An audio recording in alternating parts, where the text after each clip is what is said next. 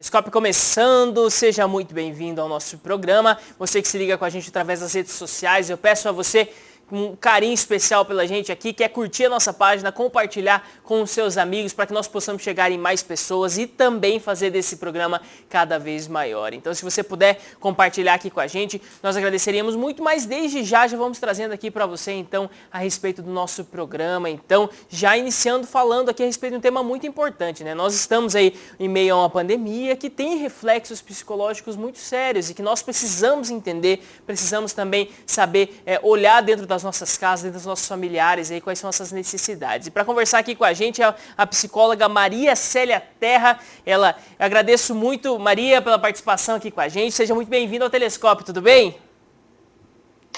Tudo bem, Guto.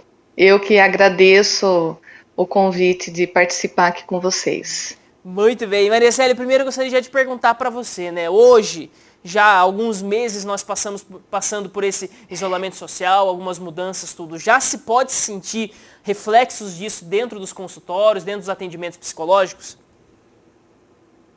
Sim, Guto, infelizmente podemos sentir sim, né? Eu tenho compartilhado de conversas, né, e visto algumas lives, e os especialistas também têm dito que depois da pandemia, infelizmente, pode ter aí uma pandemia de transtornos mentais, né?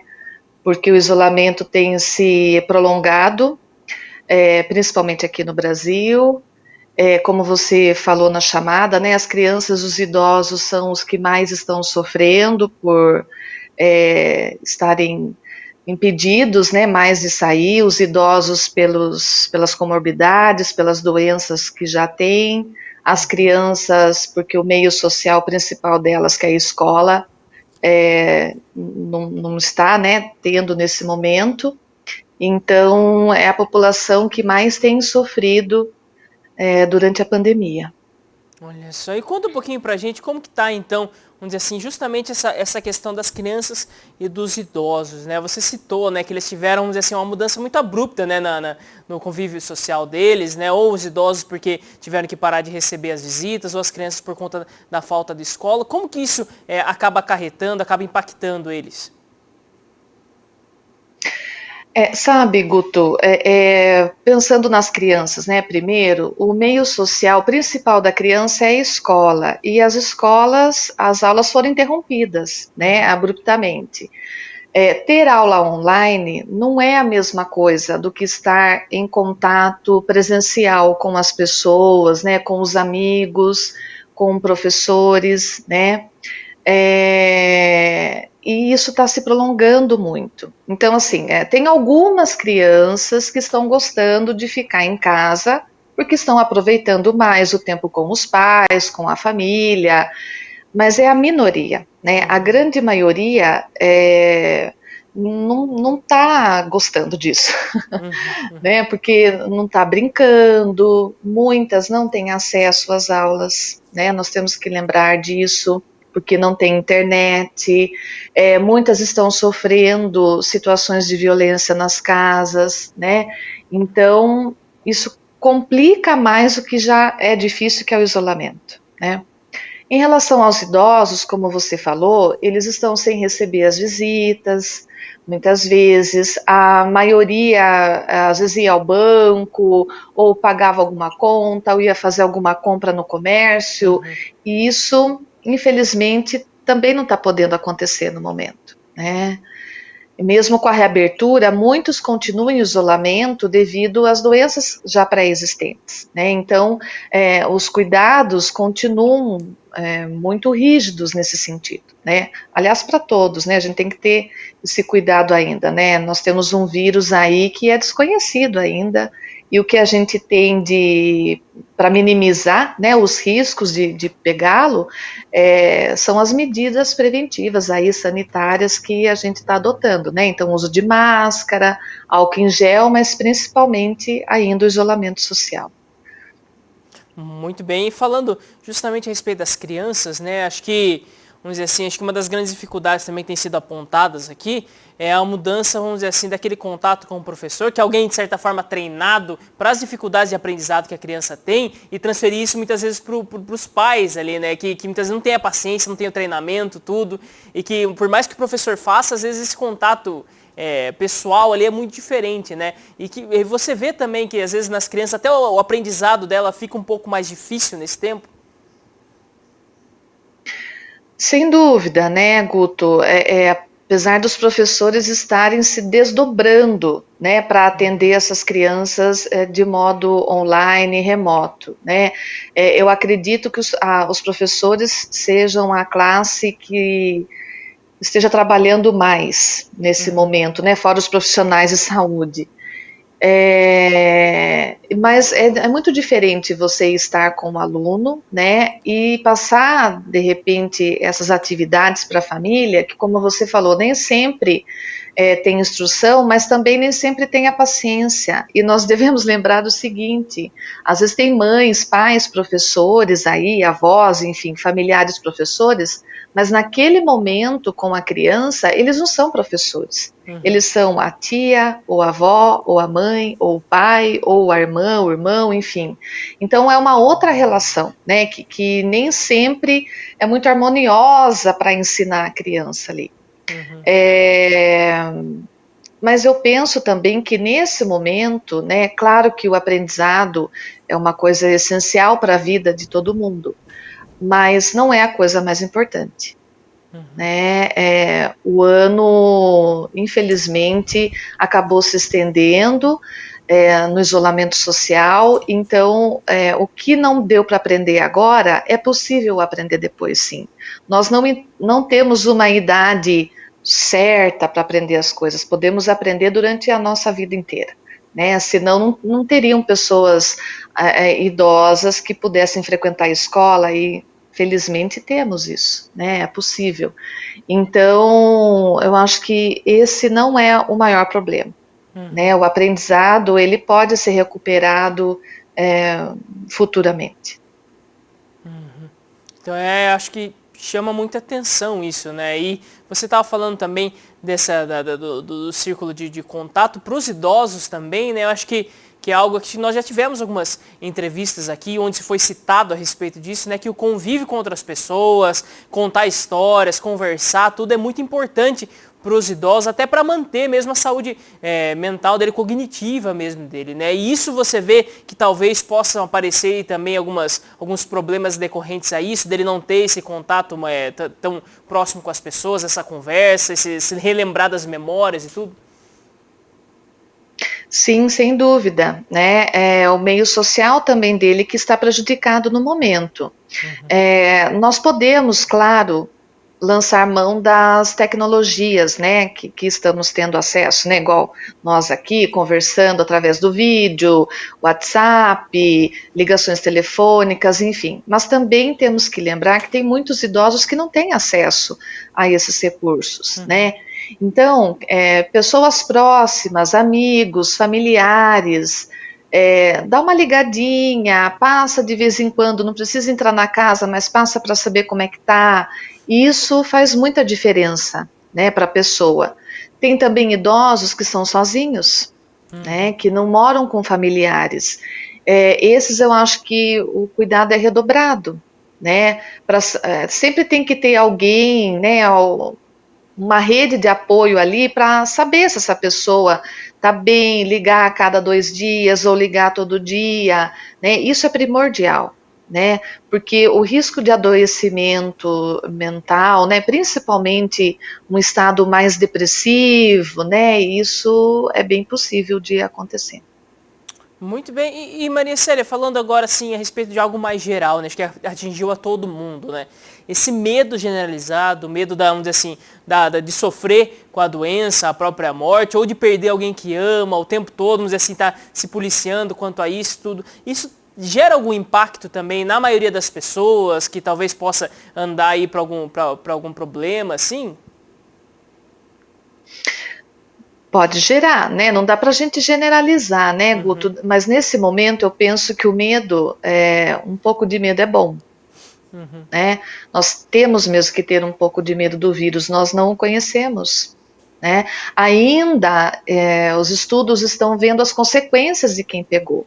Então tem consequências cardíacas, consequências hepáticas, consequências neurológicas, né? Ultimamente tem aparecido.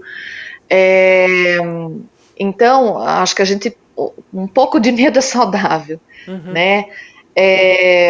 Mas o medo que paralisa, né, de você não conseguir fazer suas coisas do dia a dia, não conseguir trabalhar, ficar pensando nisso muitas horas do dia, isso eu acho que tem que ser visto, tem que ser olhado, né?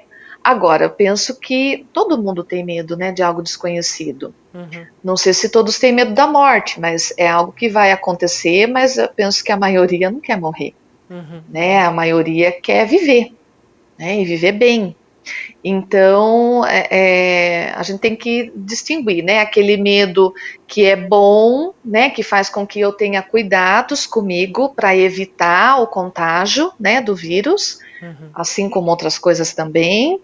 E aquele medo que paralisa, né, que deixa a pessoa sem conseguir fazer as coisas do dia a dia, os pensamentos dela são mais voltados para isso a maior parte do tempo, né? Esse medo a gente tem que olhar um pouco melhor, né? Se pode evoluir para alguma coisa mais grave, né? Ou é um momento apenas da pessoa, né? Mas daí é cada caso mesmo, a gente tem que avaliar.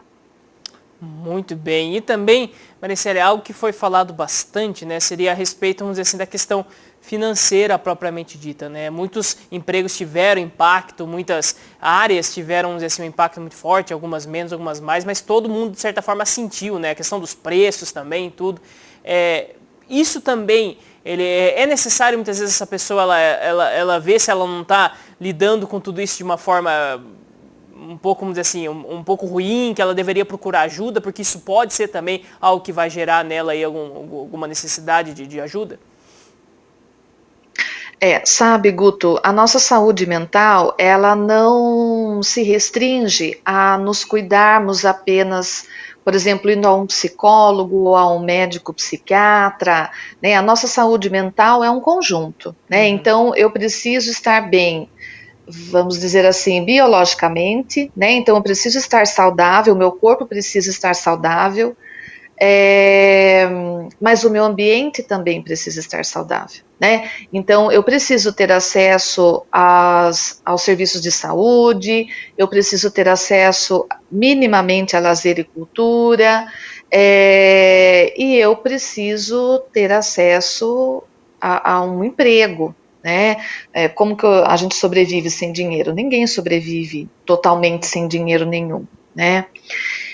Então, essa questão do desemprego, né, das altas dos preços, né, os salários cada vez mais achatados, é uma preocupação a mais. E claro que isso pode afetar a saúde mental, né?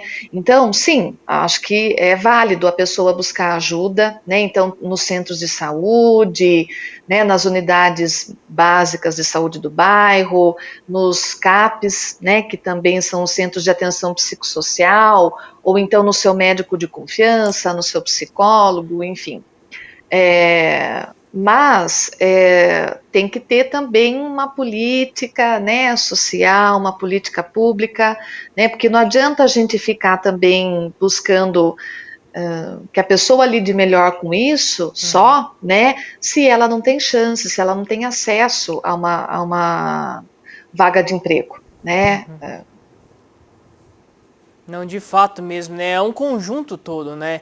Que precisa ser olhado. Você citou aqui pra gente vários pontos necessários, né? E as pessoas, elas lidam de forma diferente com tudo isso, com esse impacto. Às vezes as pessoas da mesma família, às vezes pessoas passando por problemas muito parecidos, elas podem, vamos dizer assim, ter reflexos psicológicos muito diferentes no meio de tudo isso?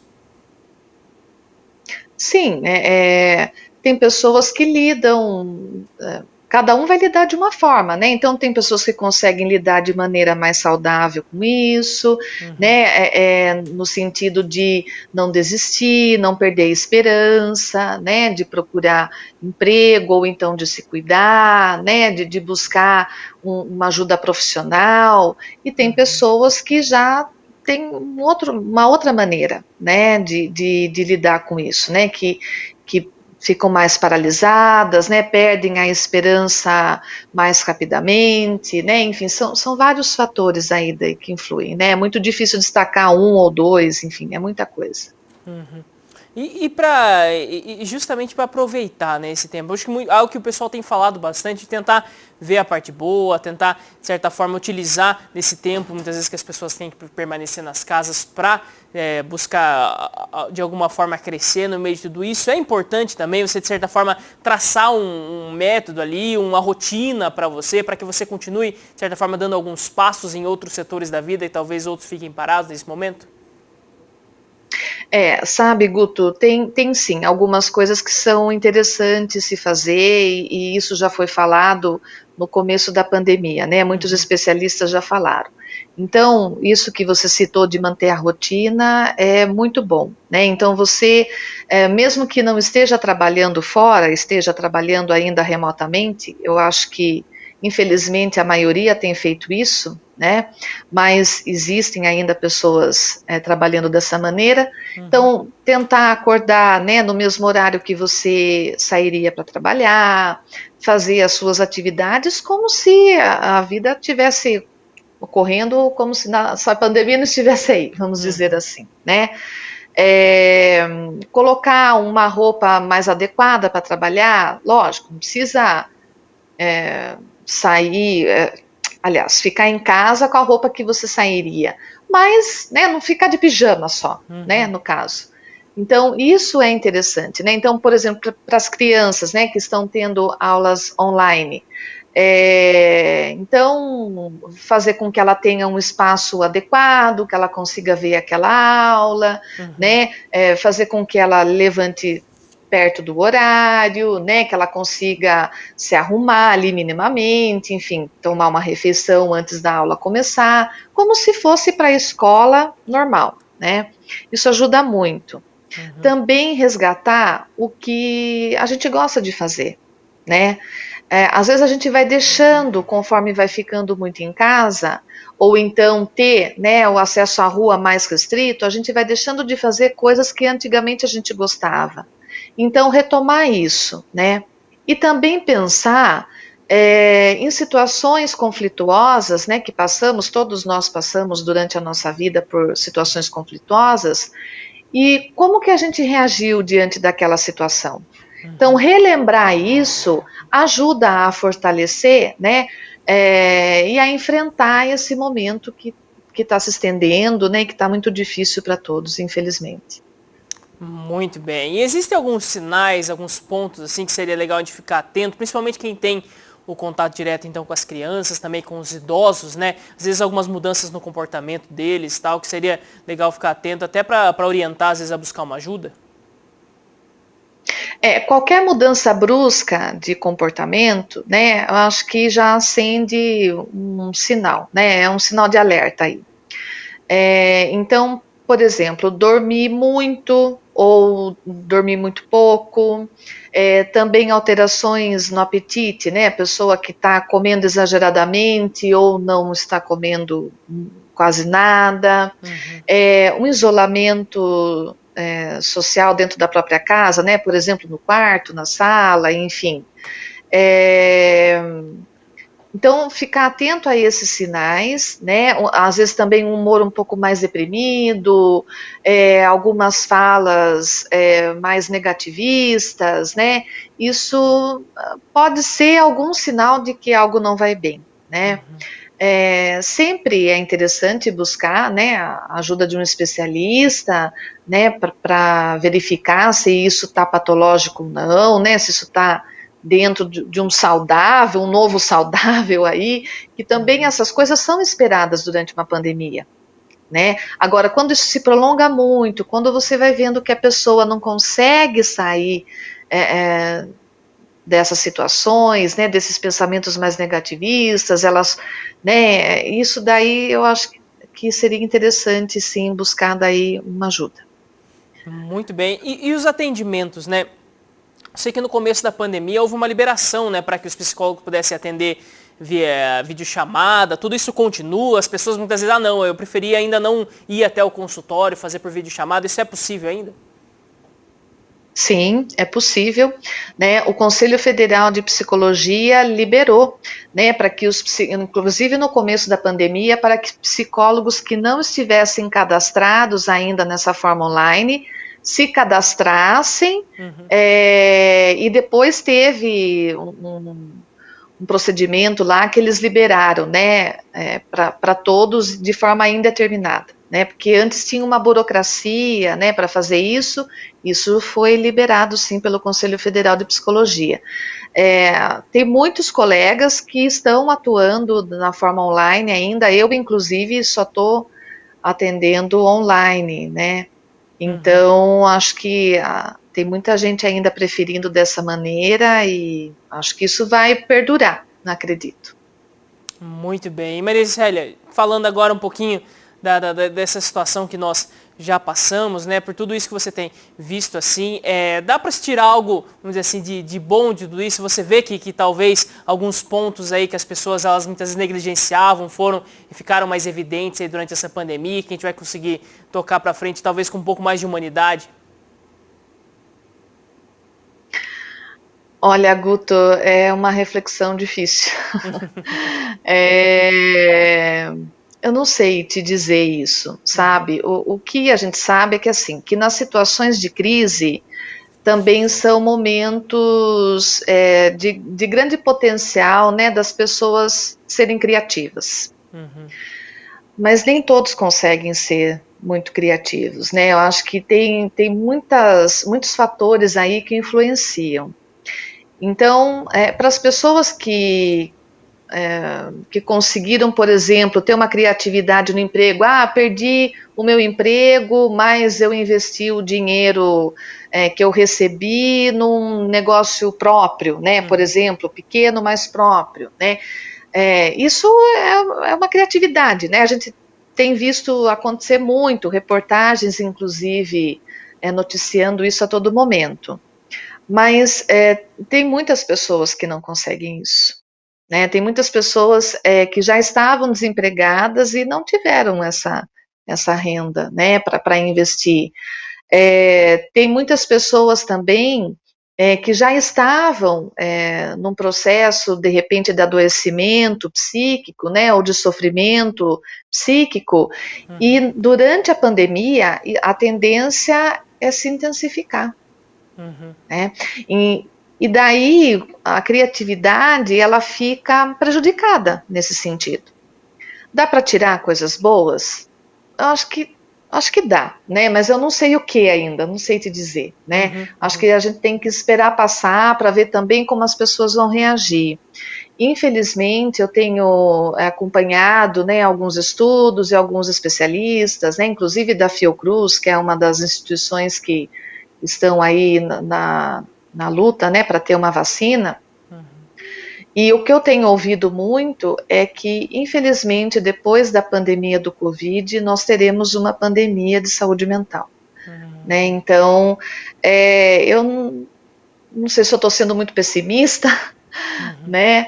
Mas eu acho que a gente vai ter que se voltar mais ainda, né, para o sofrimento das pessoas, né? Ficarmos atentos a isso, políticas públicas mais eficazes ainda, para cuidar, né, do que vem pela frente e no sentido também de prevenir as futuras gerações.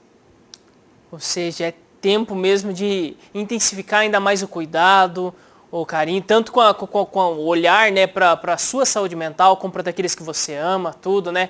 É tempo mesmo de ter esse cuidado, já que nós estamos passando por uma situação delicada, uma situação onde todo mundo está sendo atingido de alguma maneira, né? Então é sempre ficar muito atento a tudo isso. Maria Célia, eu agradeço bastante a sua participação aqui com a gente. Deixar um recado ainda para quem está acompanhando aqui o Telescópio, para quem vê aqui com a gente, para quem está, de certa forma, às vezes entendendo um pouco o que está acontecendo com ele aqui, pode deixar o recado aqui para a gente.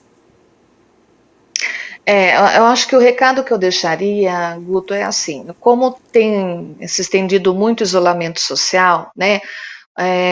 Eu reforço que as pessoas que estão sozinhas, principalmente idosos sozinhos, que tenham aí um apoio dos familiares ou dos amigos ou dos profissionais de saúde, né, que às vezes auxiliam esse idoso, que sempre liguem, né, no telefone, ou então vejam se ele está precisando de alguma coisa, passem a cada 2 dias, né, no máximo, para ver se está tudo bem. Eu acho que é uma maneira de não deixar essa pessoa sozinha e também acompanhar a evolução dela durante né, até o fim da pandemia. Crianças também, né? Às vezes a gente tem ideia de que a criança ela vai brincar sozinha ou ela vai resolver as questões dela sozinha. Não é bem assim, né?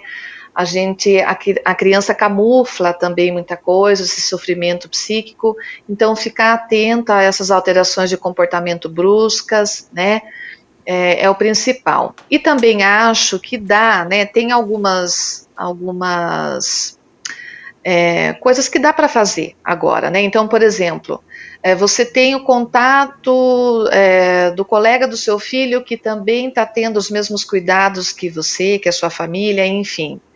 Eu acho que é possível, né, de repente colocar essa criança em contato, tomar um lanche junto, né, com as medidas de proteção, com distanciamento, né, passar de repente meia hora, 1 hora junto, assim como também idosos, né, o que não dá é aglomeração, é as pessoas ficarem sem máscara, né? Algumas pessoas que não estão tendo cuidado e visitar essas pessoas que estão tendo, isso não é interessante, né? Uhum. Mas talvez reunir, né?